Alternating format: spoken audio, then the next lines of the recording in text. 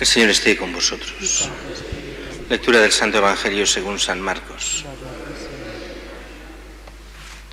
En aquel tiempo presentaron a Jesús unos niños para que los tocara, pero los discípulos les regañaban. Al verlo Jesús se enfadó y les dijo: «Dejad que los niños se acerquen a mí, no se lo impidáis. De los que son como ellos es el reino de Dios. Os aseguro que el que no acepte el reino de Dios como un niño, no entrará en él». Y los abrazaba y los bendecía imponiéndoles las manos. Palabra del Señor.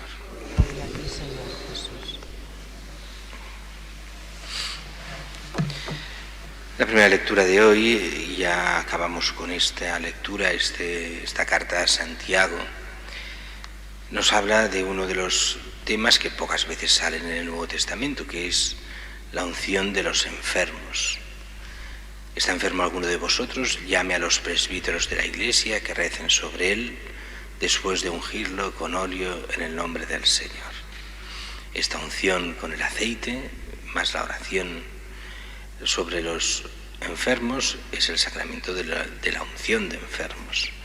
Y no es el sacramento de la extrema unción. Todavía hoy queda una mentalidad: se ha de morir, pues si se ha de morir hay que darle la extrema unción, la unción de enfermos. Y así no se da el sacramento a los enfermos, sino a los moribundos.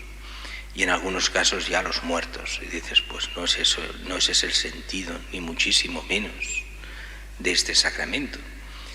Con la reforma bien hecha en el Concilio Vaticano II se nos hace entender que es para aquellos que están enfermos. Y el sacramento de los moribundos es el viático, o sea, es la Eucaristía. Era muy normal en la antigüedad que cuando uno se estaba muriendo se le daba la comunión para que muriese con Cristo, comulgando a Cristo. Mientras que el sacramento de los enfermos era para enfermos. Claro, no para enfermedades pequeñas, no para un resfriado. Bueno, si un resfriado lo coge una persona muy débil y que puede morir de ello, que puede ponerse grave, sí. Pero si es un resfriado común, cualquier enfermedad pequeñita, ahí no tiene sentido el sacramento de la unción. Pero cualquier enfermedad más o menos grave, sí. Sin llegar a aquel extremo que se ha visto algunas veces, donde se hacen celebraciones comunitarias de este sacramento y donde ves hasta jóvenes de 18 años que lo van a recibir. Y dices, bueno, pero ¿por qué vienes? Bueno, me duele una muela, no sé. No es eso, es otra historia. Pero tampoco es para los que se están muriendo.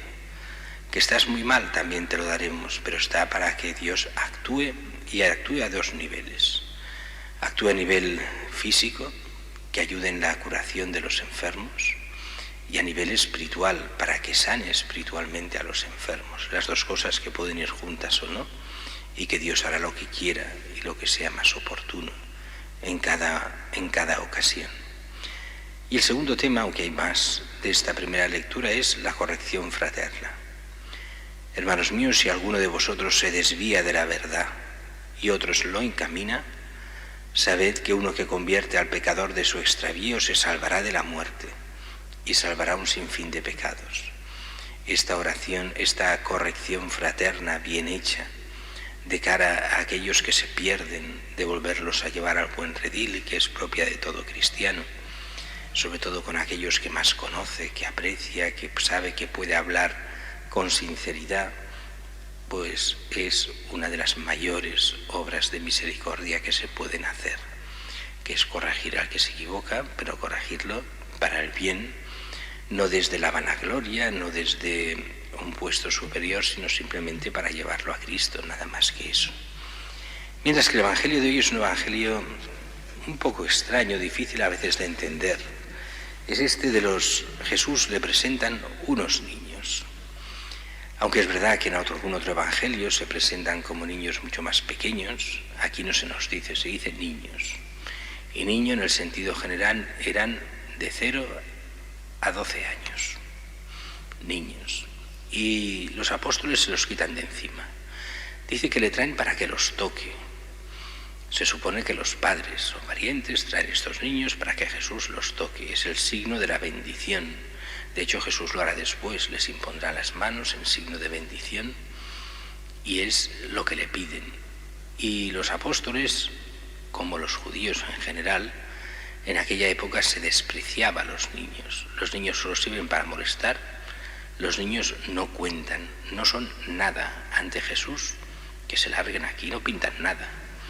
Y entonces es Jesús que dice esta frase más que famosa: dejad que los niños se acerquen a mí, no se lo impidáis, de los que son como ellos es el reino de Dios. Os aseguro que el que no acepte el reino de Dios como un niño no entrará en él. Y aquí hay dificultades para interpretar aquí qué quiere decir Jesús. ¿Qué quiere decir que los que son como ellos, de ellos es el reino de los cielos? ¿Qué quiere decir que quien no acepte el reino de Dios como un niño no entrará en él? Y entonces aquí es muy fácil meternos con nuestra mentalidad occidental y moderna y decir, no, es que los niños son inocentes y hemos de ser inocentes como los niños. Es que los niños aceptan fácilmente las cosas y entonces hemos de aceptarlas sin reparos como los niños. Y dices, bueno, son interpretaciones que no están mal, pero no es lo que dice el Evangelio. El Evangelio dice ¿qué era en ese momento ser como un niño? Los niños eran los que no tenían derechos, los que eran infravalorados y los que no tenían ninguna capacidad de nada. Eran los peor valorados de todos, en el sentido de que no tenían derechos ante nada. El que no se puede poner de forma soberbia ante nada porque no es nadie, no puede reclamar nada. Todo le es dado y no tiene derechos. Ahora sí, ahora hay los derechos del niño y ahora, bueno, los niños son súper valorados, incluso exageradamente muchas veces. Pero en aquellos tiempos no. ¿Qué quiere decir entonces recibir el Evangelio y el reino de Dios como un niño?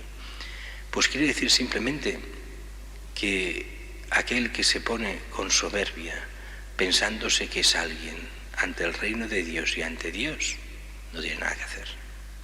Ante Dios te has de poner dándote cuenta de que eres ínfimo, de que no vales nada, de que el único que vale es Dios y que ante Dios no valen los derechos. Es un poco aquella mentalidad de aquella otra parábola del publicano y el fariseo. El fariseo que se coloca ante Dios diciendo lo bueno que él es, lo que él hace, él sí que vale. No como ese desgraciado del publicano. Yo no soy como ese. Ese no entra en el reino de los cielos. Ese no puede ser justificado. Mientras que el otro, cabeza baja, solo sabe pedir perdón a Dios, ponerse ante Él sabiendo que Dios es clemente, misericordioso y realmente grande, enorme, a una distancia infinita, pero que se hace cercano. Ese es el que puede, ese es el que lo recoge como un niño, desde la humildad, desde ser nada ante Dios. Aquel que se pone soberbiamente ante Dios es imposible que entre en el reino de los cielos, no hay posibilidad. Solo ante Dios solo cabe la humildad. Y eso es lo propio de los niños, ser humildes sabiendo que no tienen. Ahora ya sí, ahora los niños se ponen con todos los derechos del mundo, pero en ese momento eran los indefensos, los más pobres, los que no tienen nada, los que no tienen derechos, los despreciados. Ese es el lugar en el que se siente el cristiano ante Dios, sabiendo que, y ahí se da la vuelta totalmente, que aún así Dios ama hasta la muerte a cada uno de nosotros. Y solo por mérito de Cristo el amor de Dios se hace inmenso, por lo cual se nos da todo, pero que no merecemos nada. Es un don absolutamente gratuito de Dios hacia nosotros.